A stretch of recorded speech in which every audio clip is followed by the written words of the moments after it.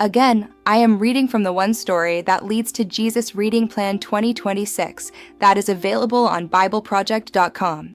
I like reading the NIV version because it is easier for me to understand. Day 8, Chapter 26, Isaac and Abimelech.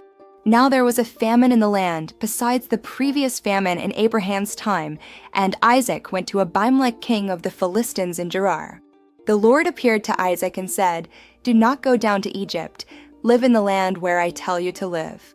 Stay in this land for a while, and I will be with you and will bless you.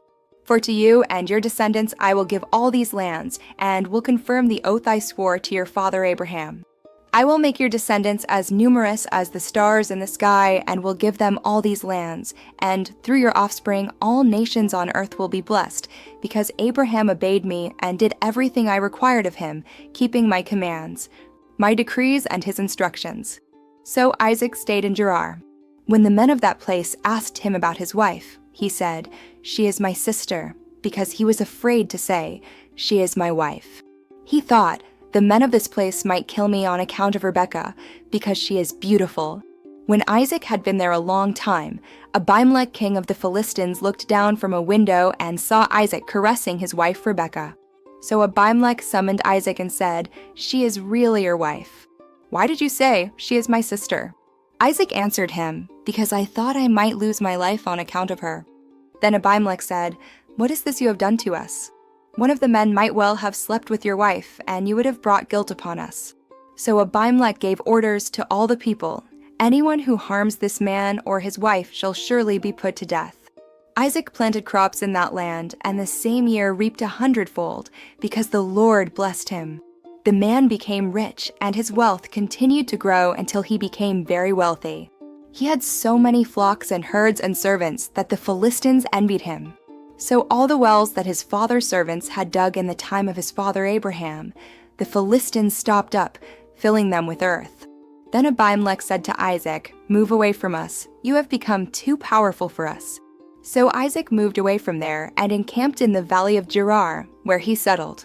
Isaac reopened the wells that had been dug in the time of his father Abraham, which the Philistines had stopped up after Abraham died, and he gave them the same names his father had given them.